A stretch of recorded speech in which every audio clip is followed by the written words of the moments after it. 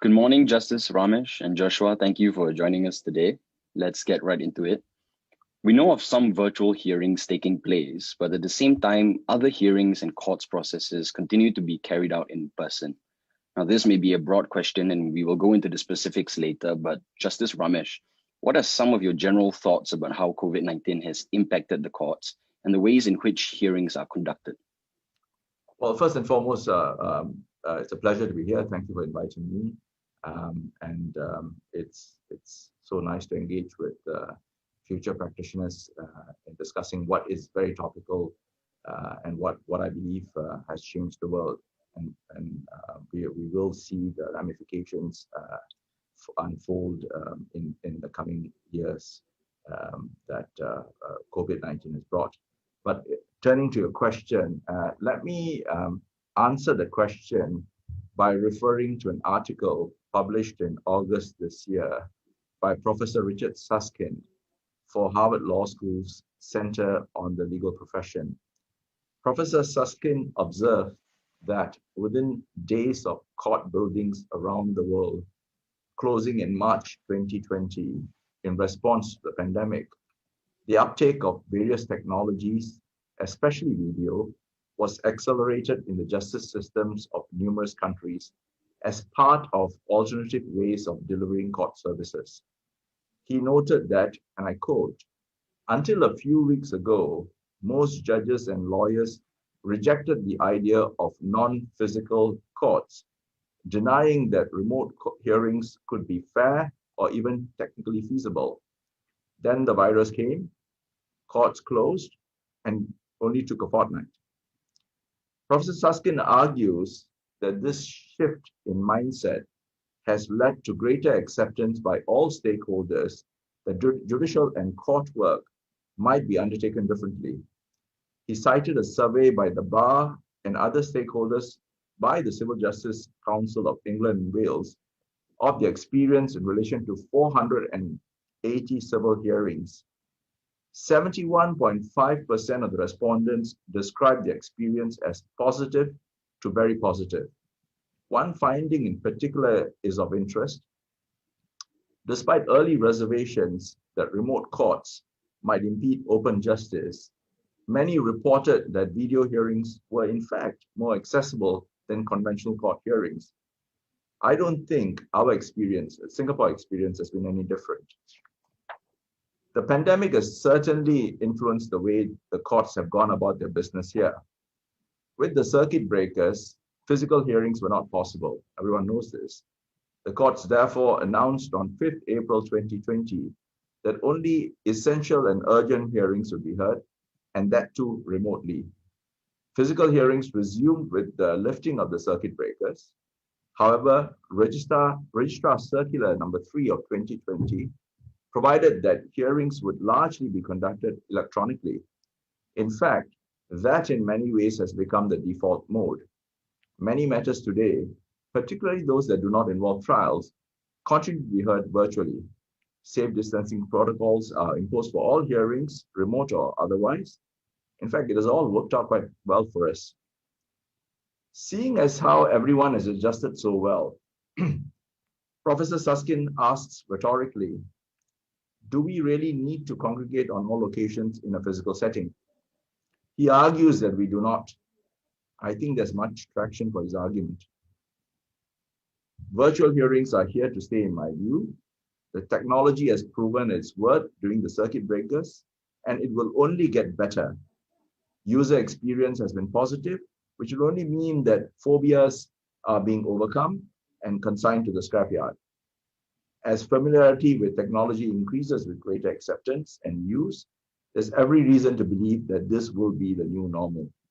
The Chief Justice, in fact, has the same view. He said, and I quote, "I join the growing chorus of predictions that the conduct of hearings by way of remote communications technology is likely to become commonplace and perhaps even the default modality for most hearings." Unquote. I make two further points. Excuse me. First, the pandemic, to use the Chief Justice's word, has been a watershed in the partnership between justice and technology, particularly in the use of video conferencing technology, unquote. But this is just the start. I think the courts and the profession must harness the momentum that this has generated to reimagine even more fundamental ways in which court and legal services can be reshaped by technology.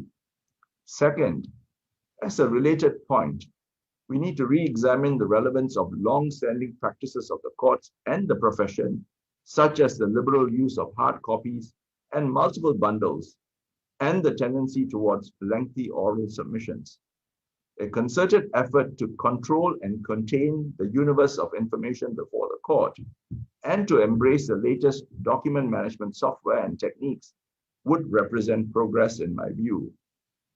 At the same time, crisp written advocacy allied with sharp and succinct oral advocacy will, I suggest, lend to more effective persuasion. There's one word of caution, however. As we embrace the exciting world of technology and are swept forward by its wave, we must ensure that technology does not make the playing field uneven or impedes access to justice. If a litigant is advantaged or disadvantaged as a result of technology, that goes against the very grain of the rule of law and due process. If technology impedes access to the courts, that is an access to justice issue. These are fundamental points that go to the fabric of our society. In this regard, the judgment of the High Court of Durban in South Africa in Union Swiss Proprietary Limited and Govinda is worthy of consideration. Thank you.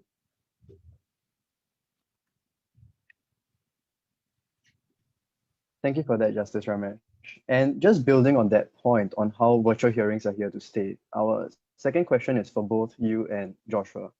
And we wanted to ask whether there are any significant differences between virtual hearings and hearing trials in person.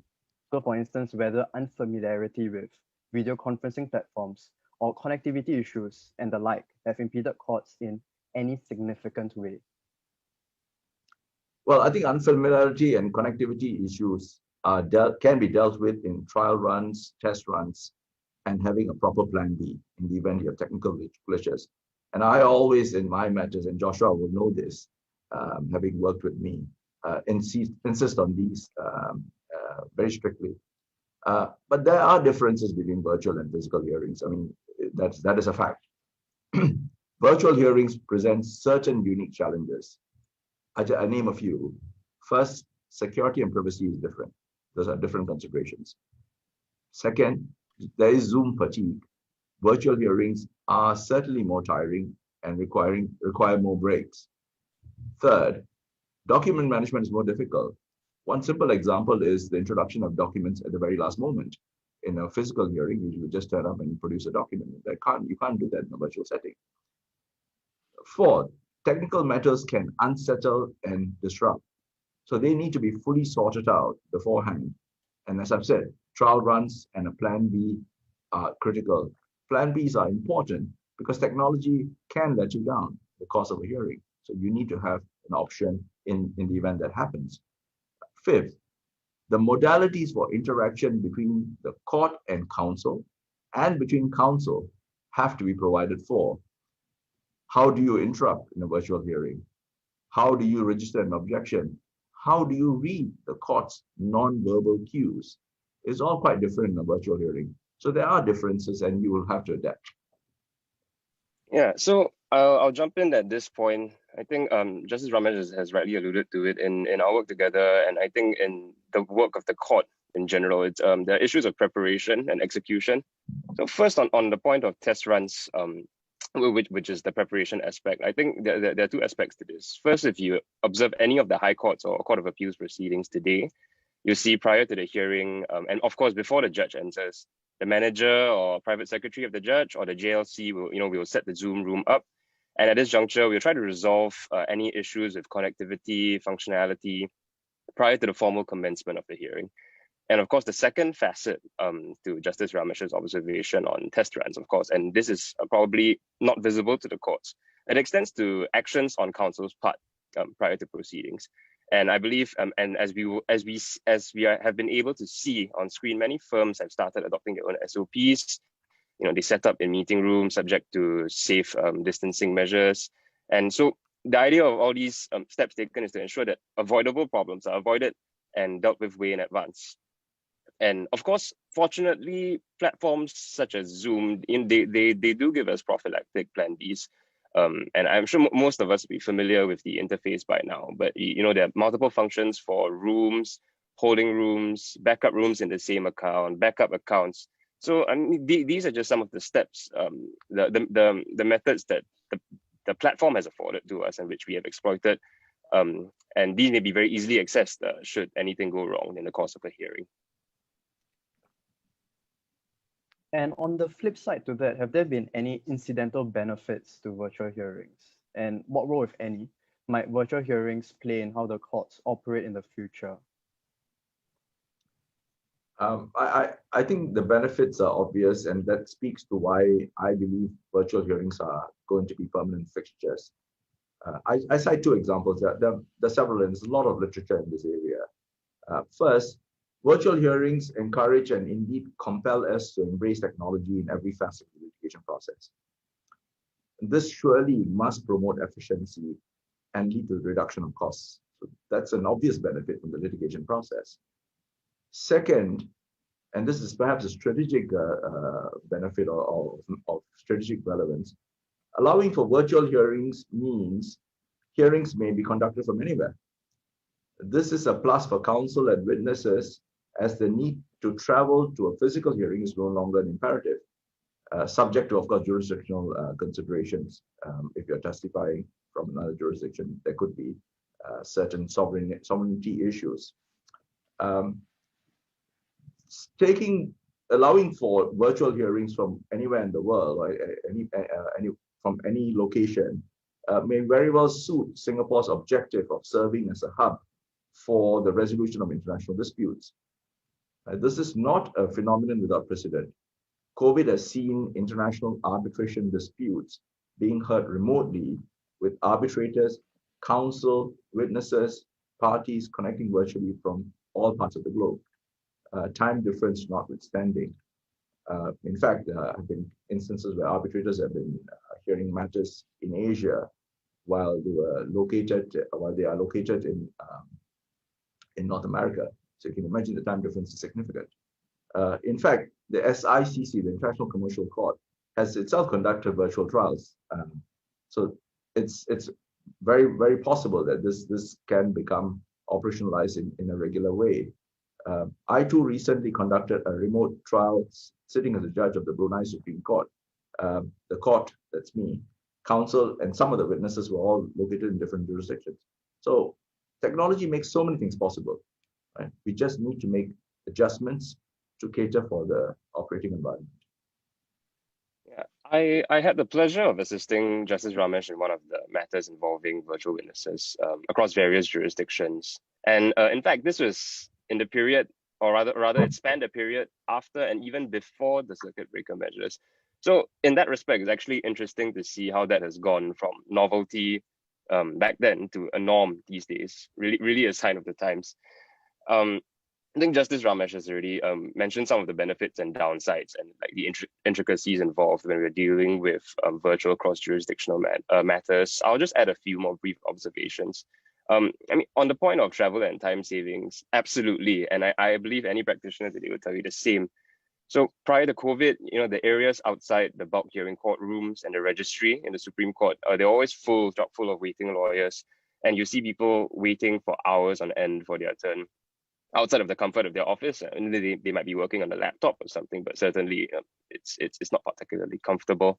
But now when I walk through the court building, it's rather empty, and understandably so, because as Justice Ramesh pointed out, many of the hearings have shifted online. Counsel can continue working while waiting in their home offices, and the waiting is done in the virtual waiting room. And so, it makes for efficiency because they can continue with their work. And when they're called upon, they can switch on their camera, be ready to go. And yeah, so that's the practitioner's perspective. From my perspective as a law clerk the past 12 months, I can say one incidental benefit, and this is in the course of hearings, is noticeable in terms of document management. So we often have to multitask during hearings, referring to documents, displaying documents for parties in the court, taking notes, minuting, and generally assisting the judge that we are clerking for. And the multitasking, I find, has actually been made easier by the remote setup, given that we have multiple screens to refer to, etc.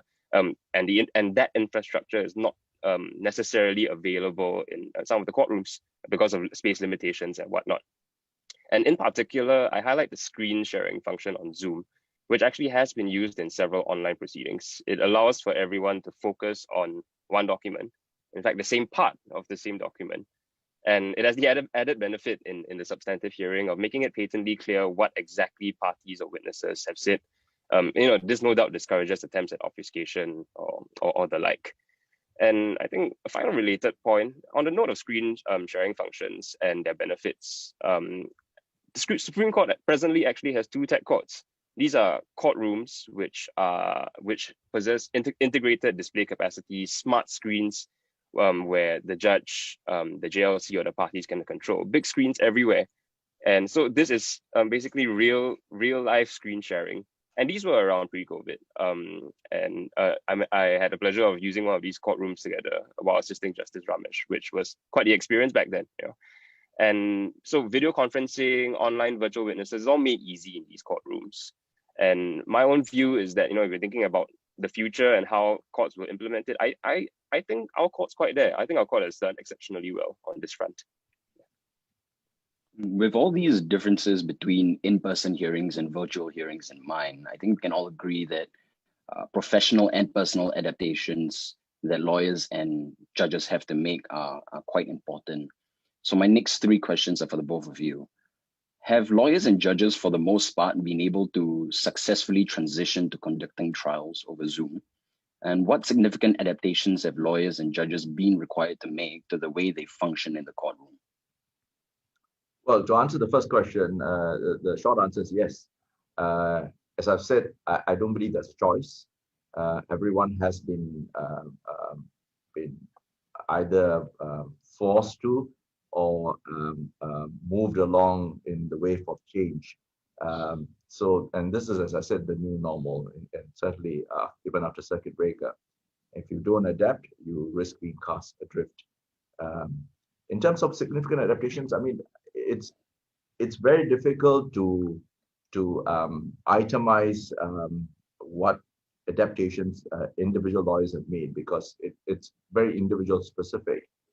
I would commend to everyone the portal Remote Courts Worldwide, which Professor Susskind had a hand in setting up. The portal was set up in response to the pandemic, and Professor Susskind describes the portal as such. This website, and I'm quoting from him, this website is designed to help the global community of justice workers, judges, lawyers, court officials, litigants, and court technologists to share their experiences with remote alternatives to traditional court hearings. So the portal actually provides valuable insight into the shared experiences of many in order for us to understand the adaptations that we need to make. I think that will tell you from a global perspective how people have adjusted to virtual hearings. And I think it's a very, very good read, and it's constantly being updated. And I do occasionally go on board, access the website to just understand how people are working out virtual hearings and whether there are any lessons that we need to take on board for our own purposes. Yeah, absolutely. And my own view is I think lawyers have generally adapted well. We've seen quite a number of hearings. In fact, I think I've seen more online hearings this year than physical hearings, and for obvious reasons. And we see quite a number of practitioners online whom we once saw like submitting in person in court. And some of them online, they submit without breaking stride. The transition from physical to virtual seems almost immaterial to them.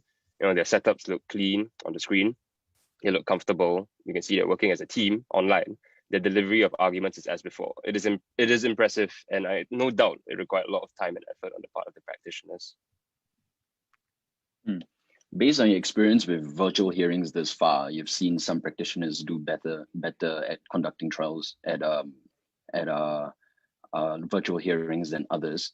What are some of the more important adaptations you believe lawyers should focus on? Well, I start by saying this. Effective remote advocacy is not a new skill set.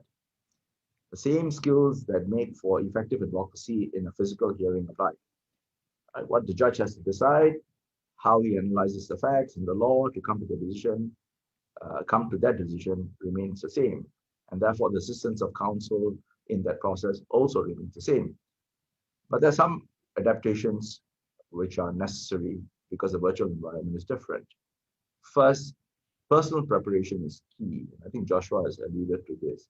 You must ensure that you have sufficient personal screens.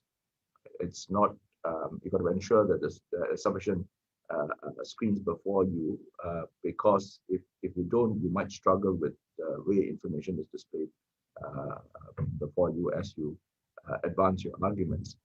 Second, you must not be flustered by technical glitches. These happen, and if that throws you off kilter, then it will disrupt the effectiveness of your advocacy. Third, you must be visible to the court. That's very, very important. In a physical hearing, the court can see you. You can see the court. It may not necessarily be the case in a virtual setting. Right? The court must be able to read you as counsel and you, the court. Right? So body language and understanding non-verbal cues are so important in the art of persuasion. Right? And you must ensure that the setting and the way you present yourself to the court in a virtual environment facilitates that. Fourth, document management is important. Advocates must know how to manage electronic bundles and be able to quickly search for and access documents. Right? If you're struggling for information while in a virtual setting, that can be hugely disruptive. There are tools available, such as Opus 2, that can assist, and I suppose one can get the advice of people in this line who can tell you what's available for use. Fifth, interruptions and objections work differently in a virtual setting. In a physical hearing, you would signal your intention to object by standing up or through non-verbal cues. That's not feasible in a virtual hearing. So a speaking protocol is therefore necessary. Right? Lastly, channels of communication between lead counsel and the support team and the client need to be sorted out so that everyone can stay connected during the hearing. In a physical hearing, lead counsel will have his team and the client or client's representative in the courtroom. That will not be the case in a virtual hearing. There are several guides on how one can conduct a remote hearing, which are helpful. Some have been issued by leading arbitration bodies like the American Arbitration Institute. But one I found particularly comprehensive and germane is a guide jointly issued by the Ontario Bar Association and the Ontario Trial Lawyers Association, titled Best Practices for Remote Hearing. It's available online. If you search it, it will come up, and it's very, very comprehensive. I think Joshua will refer to another one in his response.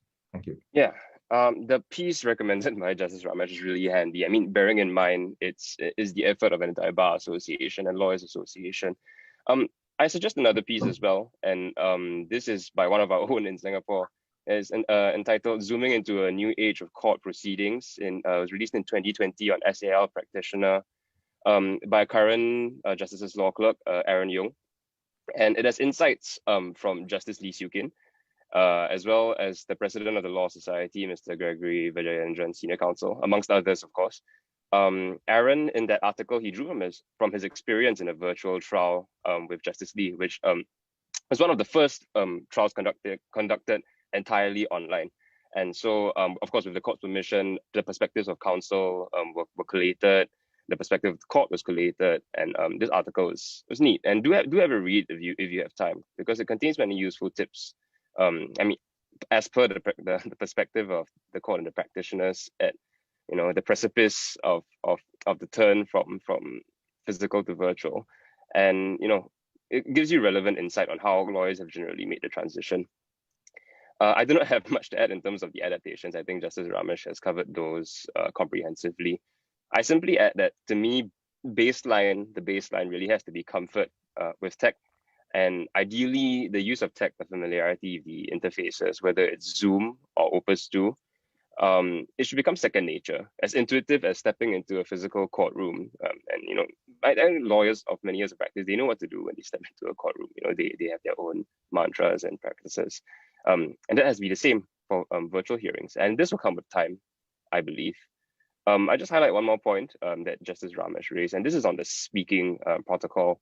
Absolutely, it is of utmost importance, because I believe Justice Ramesh as well, we have observed unfortunate instances where parties are talking over each other. Worse still, they are talking over each other. The court is trying to intervene, but because the way these platform works, the court gets drowned out by the parties back and forth, and it gets very ugly. And it gets worse in multi-party situations. For example, insolvency proceedings, where you can have dozens of creditors in the same virtual hearing. Like, imagine a Zoom room with 61, 62 creditors and parties. So establishing a protocol at the outset is very important. And there may be no universal or standardized court protocol from our end per se yet, but that really is because, as is the case for physical trials and hearings, the court looks at what the parties want, and the parties see what the court wants, or what the particular judge wants, and they run the trial accordingly. So different cases will involve different protocols, and it is important that, as with housekeeping, marking of bundles before trial in pre-COVID times, the fixing of a speaking protocol prior to substantive arguments must become second nature in today's hearings, because that will only aid all involved. It will reduce distractions from the oral advocacy, and most importantly, it will reduce distractions from the merits of the parties' cases.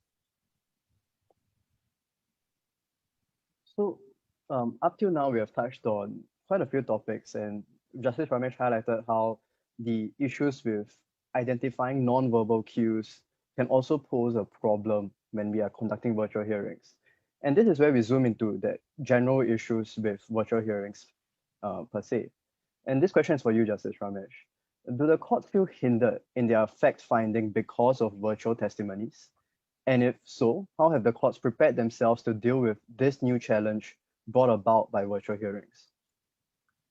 Well, I think the case law on allowing witnesses to testify remotely is well settled, and this is pre-COVID case law. You would, I'm sure, be familiar with the authorities. The courts have not found fact-finding more difficult in such a setting, provided the VC, video conferencing capabilities, are of a high quality. It can sometimes not be of the requisite standard, particularly where the witness is testifying from a location which is not fully equipped. And so that's not satisfactory. And in that situation, the court has to take a call as to whether the venue needs to be moved. So ensuring proper VC capabilities of the requisite standard is therefore vital. And that's where the test runs come into place, right? Because you need to do trial runs to see whether you are satisfied, broadly speaking, with what's on offer. And I would say at least one, if not two test runs to ensure that the facilities and the technology meets the requisite standards. And then you need to also properly plan for the hearing.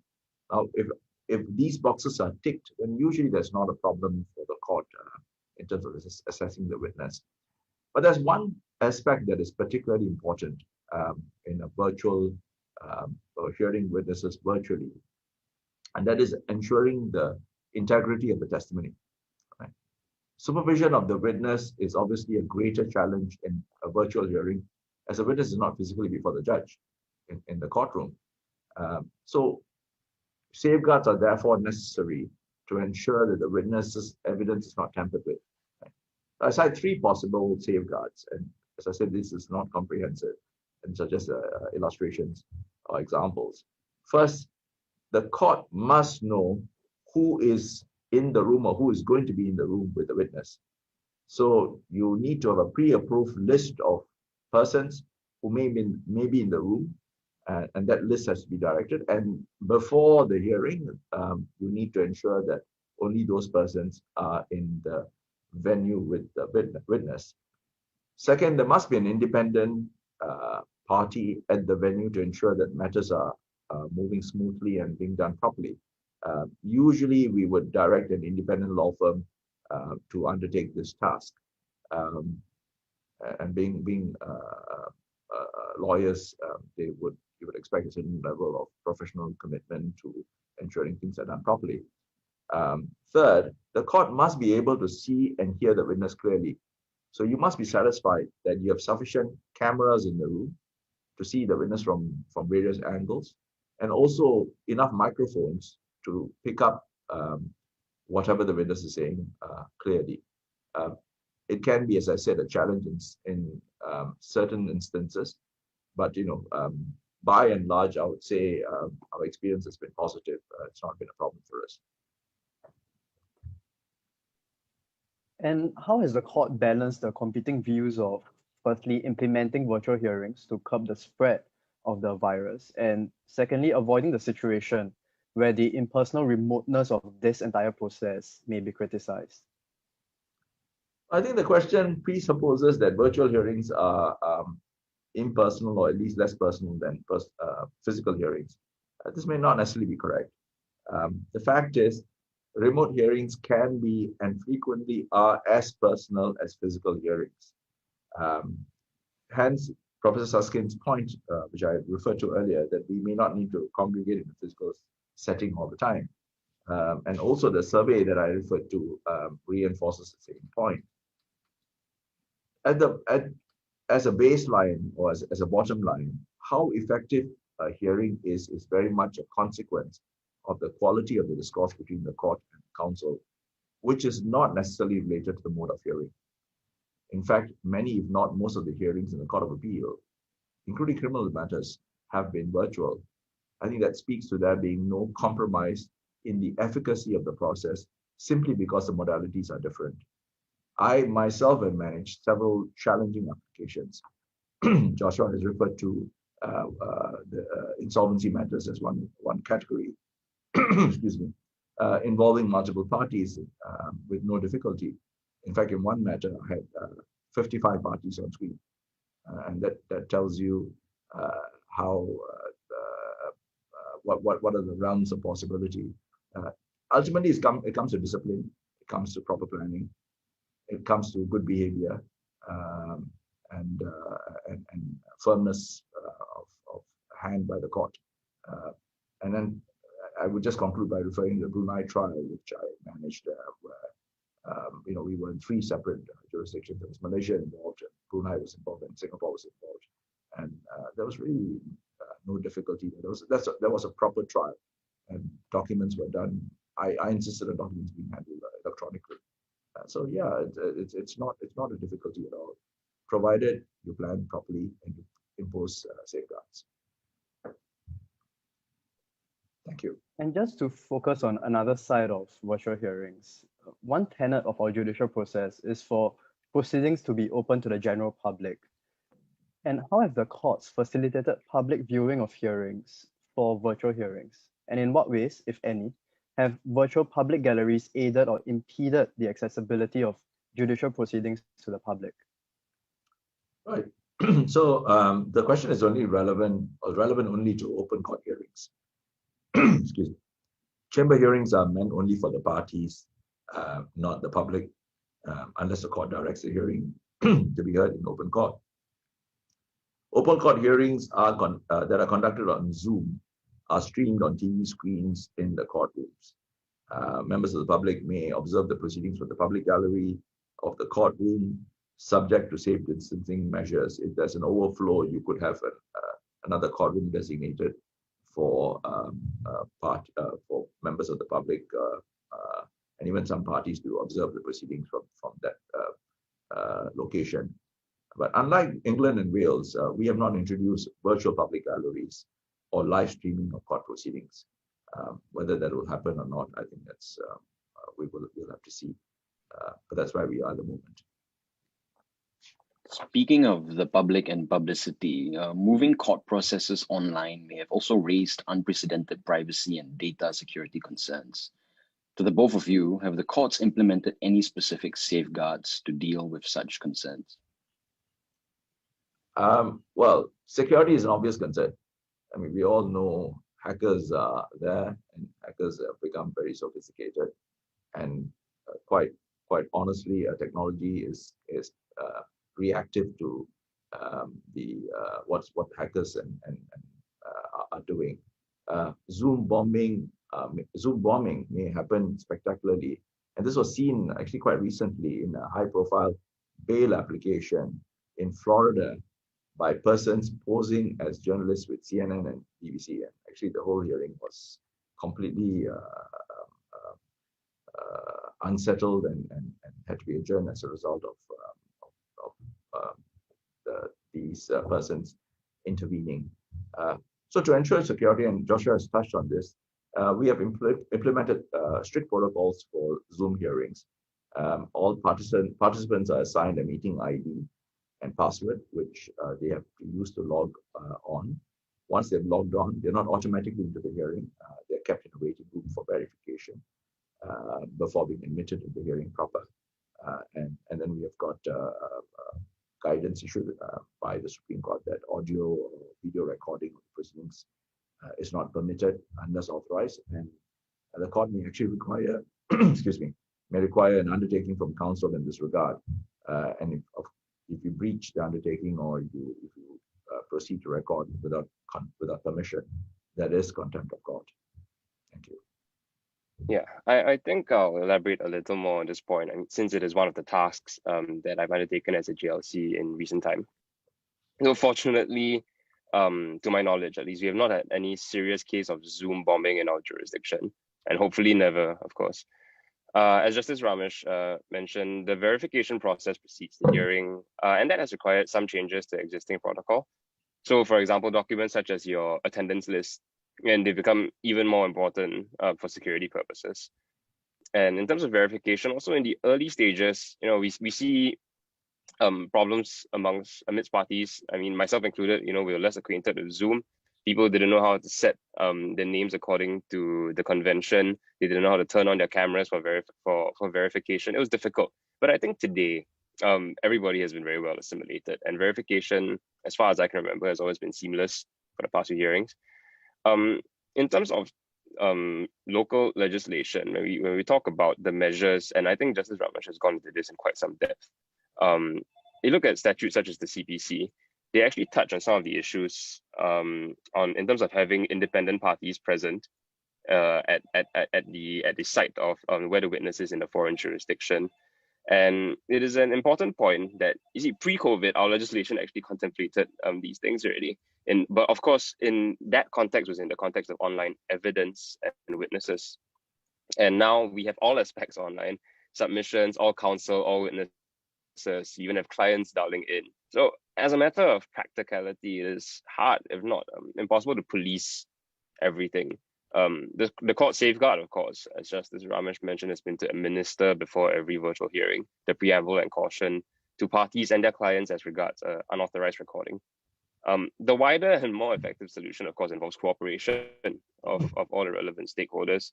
On the solicitor's part, I think we as a court trust the members of the profession to act appropriately, and by and large, they always have. Parties and clients must do the same. And it's rather unfortunate. I've seen witnesses or clients, dialing in with their phones, which is not in and of itself problematic. But on one occasion, I saw a litigant driving while using Zoom on his phone right before a hearing was about to start. And you can see trees going past in the background, scenery changing.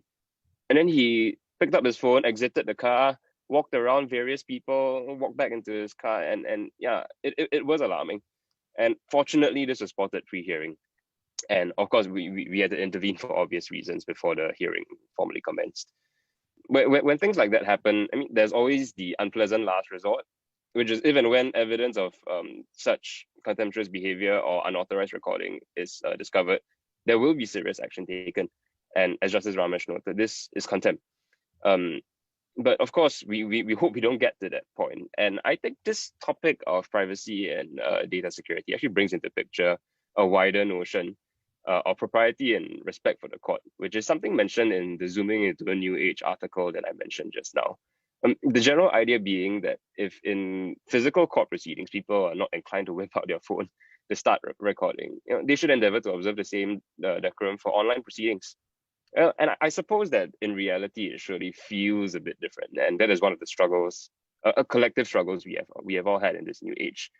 But I guess I dare say that by and large, counsel, parties, clients, everybody has displayed high standards of like decorum and behavior, which is to their credit, and we have not had to step in on our end, thankfully.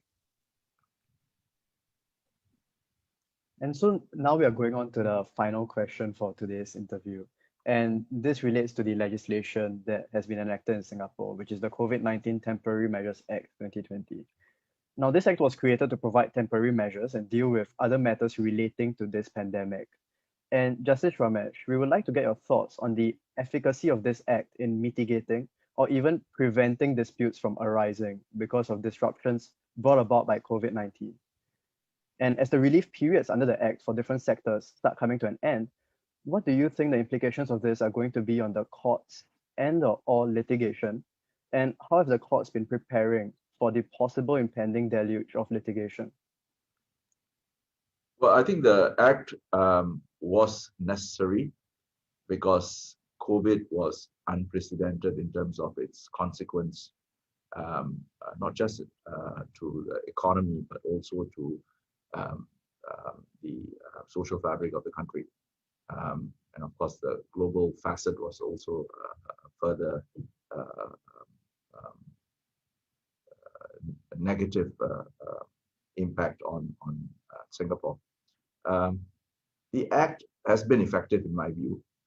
The Act has introduced 3 measures, which are actually essential cogs in an overall carefully calibrated plan to ameliorate the economic fallout of the pandemic. The first is a moratorium against action arising from the inability to perform contractual obligations caused by the pandemic in 6 classes of contracts. Contractual obligations are, however, not washed away, they're only suspended. Relief is for a prescribed period. It was initially 6 months from 20th April 2020 to 19th October 2020. It has since been extended into next year. The moratorium has afforded businesses valuable breathing space. I think that was the real objective. People had to take stock, people had to assess, because COVID was unraveling so many things, and itself was unraveling as a phenomenon as time went by. The second measure is a rental relief framework for small and medium-sized enterprises and specified non-profit organizations.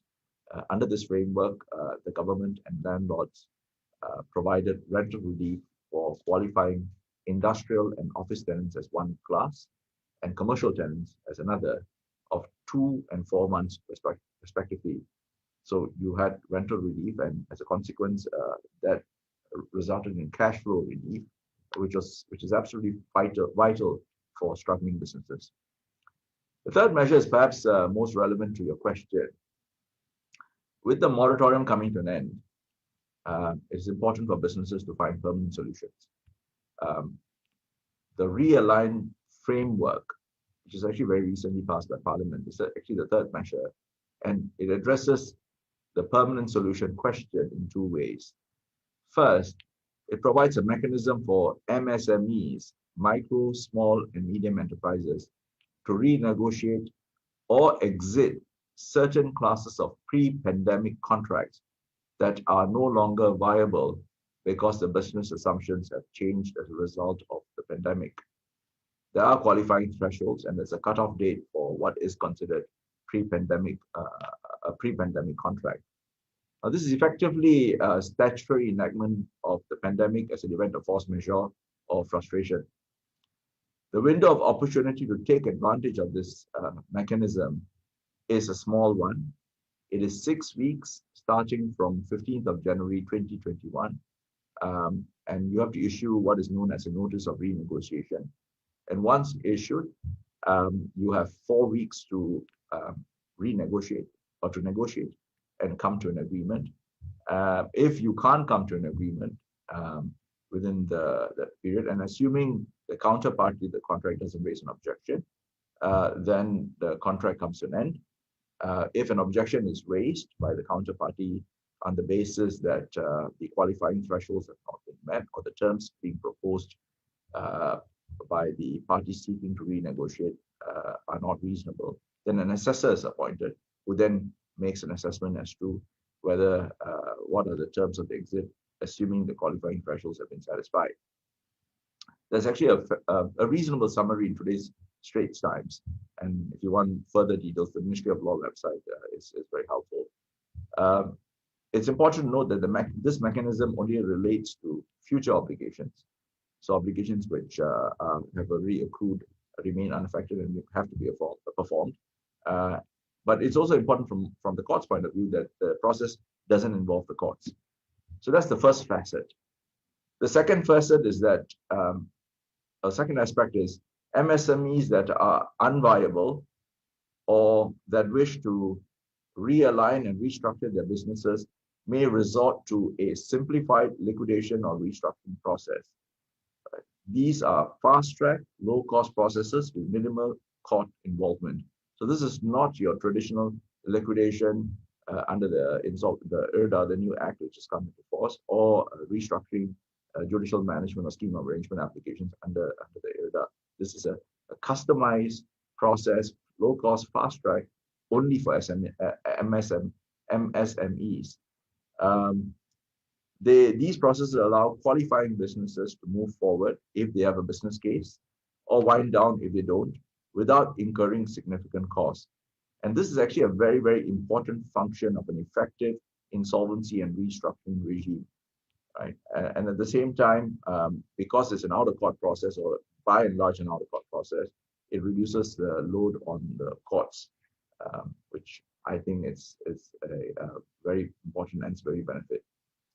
Of course, as these matters are targeted, or these measures are targeted at SMEs or MSMEs, bigger businesses will have to seek recourse in the courts in the usual way. To address the anticipated increase in caseload, the courts have been examining various tools such as fast-track procedures, paper hearings, specialized lists of judges, simplifying discovery, active case management, and greater use of ADR, alternative dispute resolution. ADR, in particular mediation, has significant potential. In a recent application before me concerning 96 vessels, many of which were ocean-going super tankers, and all connected to the insolvency of Hin Leong Trading. You would have read about it in the papers, which is Hin Leong is one of Asia's, in fact, I think it's Asia's largest oil trading company, and it has gone into insolvency together with its associated companies. I used mediation involving experienced specialist mediators with tremendous success, and the mediation resulted in the resolution of issues relating to 45 vessels. There were 96 vessels in total.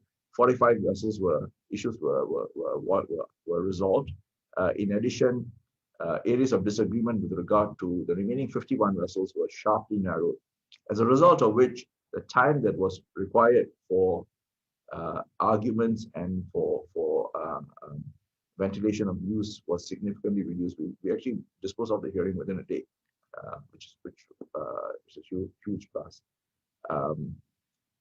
I just would like to conclude by quoting Professor Susskind again. In the preface to his 2019 book, and it's a good read. I recommend or commend the book to everyone.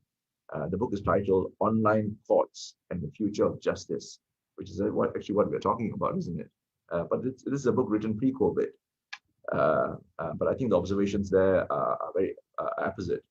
Professor Susskind wrote, and he was writing about his granddaughter, and I will quote from what he said. It's very well said. "I often wonder what Rosa Susskind, that's granddaughter, will think of this book in years to come. Rosa, to whom this work is lovingly dedicated, is my first grandchild. She was born in early 2018 and joined us at a time of remarkable technological change. Projecting forward to, say, 2039, when Rosa will turn 21, I expect our world will be a very different place. In some ways, as alien to us today as a distant planet. Our society will have been transformed by some technologies that already exist, by others that are emerging, and by many that are as yet uninvented. Perhaps Rosa will want to know 2 decades hence why her grandfather felt the need to waste his time writing a book that argued for the glaringly obvious. That in a digital society, it makes sense for much of the work of the courts to be conducted online. I think these words ring so true. Change is really upon us, and change we must. Thank you. Thank you so much, Justice Ramesh. And on that lovely note, our interview comes to an end. Thank you so much, Joshua, as well, for taking time out